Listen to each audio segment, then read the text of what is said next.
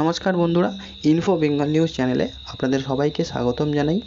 গত আগস্ট মাসের 8 তারিখ বা 7 তারিখ থেকে বাংলাদেশ কিভাবে উত্তাল হয়ে গিয়েছিল তা আমরা প্রত্যেকেই জানি, এবং সেই ঘটনার পর শেখ হাসিনা অর্থাৎ বাংলাদেশের যে প্রধানমন্ত্রী তিনি সেই দেশ ছাড়তে বাধ্য হয়েছেন, এবং সেখানের ছাত্র সমাজ এবং ছাত্র সমাজকে বলা যেতে পারে এক প্রকার যে ব্যবহার করে সেখানের যে মৌলবাদী বা অন্যান্য যে সমস্ত বিরোধী নেতা মন্ত্রীরা ছিল তারা কিন্তু সম্পূর্ণভাবে দেশটিকে নিজেদের মতন করে চালিয়ে তাদেরকে সম্পূর্ণ দেশটিকে নিজের বলা যেতে পারে যে হাসিনা বিরোধী করে নিজেদের ইচ্ছা মতন দেশটিকে চালাচ্ছেন, এবং তারপর থেকে ভারত বিরোধী বিভিন্ন রকমের স্লোগান আমরা শুনতে পাচ্ছি। এবং সেই সমস্ত ঘটনার পর বিভিন্ন রকমের ব্যঙ্গাত্মক পোস্ট এবং পাশাপাশি বিভিন্ন রকমের উস্কানিমূলক কথাবার্তা সম্পূর্ণ আমরা জিনিসটা দেখতে পাচ্ছিলাম। এমনকি আমাদের দেশে যে সমস্ত বাংলাদেশের সাধারণ মানুষ পড়াশোনার ক্ষেত্রে বা চিকিৎসার ক্ষেত্রে এসেছেন তারাও কিন্তু ভারত বিরোধী বিভিন্ন পোস্ট নিয়েও কিন্তু বাজার গরম করে বেড়াচ্ছিলেন। এবং এই ঘটনাকে কেন্দ্র করে বর্তমানে আমাদের দেশের অর্থাৎ ভারতবর্ষের অর্থাৎ জয়শঙ্কর, যিনি বিদেশমন্ত্রীও বটে, তিনি চিকিৎসা, আপাতকালীন পরিস্থিতি, এই যে সমস্ত পরিস্থিতি সেগুলো ছাড়া বাংলাদেশিদের যে নাগরিকরা রয়েছেন তাদের আপাতত ভিসা দেওয়া হবে না বলেই জানানো হয়েছে বিদেশ মন্ত্রকের তরফ থেকে। এবং বাংলাদেশের পরবর্তীত যে রাজনৈতিক পরিস্থিতি, সে দেশের নাগরিককে ভারতীয় ভিসা পেতে বিলম্ব হচ্ছে বলে দাবি তারা করছেন।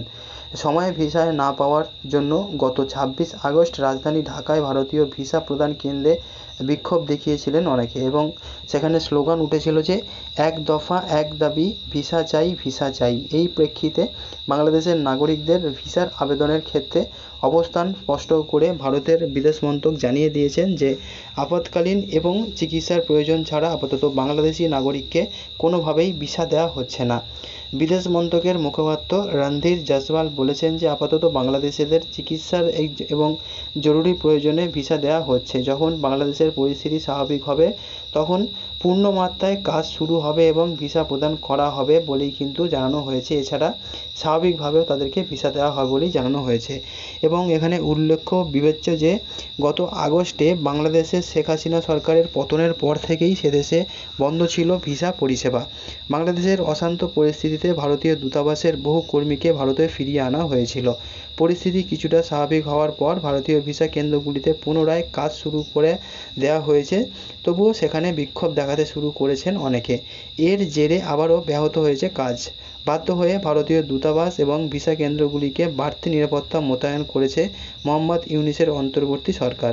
এর মধ্যে সেপ্টেম্বর থেকে আবারও জরুরি ভিত্তিতে পরিষেবা দেওয়া শুরু হয়েছে, এবং ভিসা আবেদন কেন্দ্রগুলিতে একটি নতুন করে সুবিধা দেওয়া হয়েছে বলে জানা যাচ্ছে। ভারতীয় ভিসা আবেদন কেন্দ্র জানিয়েছে যে প্রাথমিকভাবে ভিসা সেন্টার খুলছে ঢাকা, রাজশাহী, চট্টগ্রাম, সিলেট এবং খুলনাতে। তবে এখনই ভিসা সকলে পাচ্ছেন না, কেবলমাত্র যারা চিকিৎসার জন্য আসবেন, যাদের জরুরি ভিত্তিতে দেওয়া হবে এবং তাদেরকে অগ্রাধিকার দেওয়া হবে। সাম্প্রতিক বিজ্ঞপ্তিতে ভারতবর্ষ থেকে জানানো হয়েছে যে বাংলাদেশের পরিস্থিতি এখনও স্বাভাবিক হয়নি। আইন শৃঙ্খলা পরিস্থিতি স্বাভাবিক হতে আরও সময় লাগবে, এবং স্বাভাবিক হয়ে গেলে আবারও ভিসা প্রদানের বিষয়টি আগের মতো করে দেখা হবে। আপাতত শর্ত সাপেক্ষে বাংলাদেশিদের ভিসা প্রদান করা হবে বলেই কিন্তু জানানো হয়েছে। এবং যেই সমস্ত বাংলাদেশিরা ভারত বিরোধী স্লোগান নিয়ে, ভারতকে শেষ করে দেওয়া নিয়ে এবং ভারতকে এক প্রকার উস্কানিমূলক বিভিন্ন রকমের কটু কথা বলছেন, তাদের জন্য কিন্তু একটা বড়সড় চ্যালেঞ্জ, বা তাদের জন্য কিন্তু একটা বড়সড় যে বলা যেতে পারে যে থাপ্পড়, তা কিন্তু বলা যেতে পারে। কারণ তোমরা এখানে এসে ঘুরতে আসবে, বেড়াতে আসবে, মাসির বাড়ি আসবে, কাকির বাড়ি আসবে, দিদার বাড়ি আসবে, কিন্তু ভারত বিরোধী যে চলবে না, ভারত বিরোধিতা করা চলবে না, তা কিন্তু পরিষ্কার করে বলে দেওয়া হয়েছে।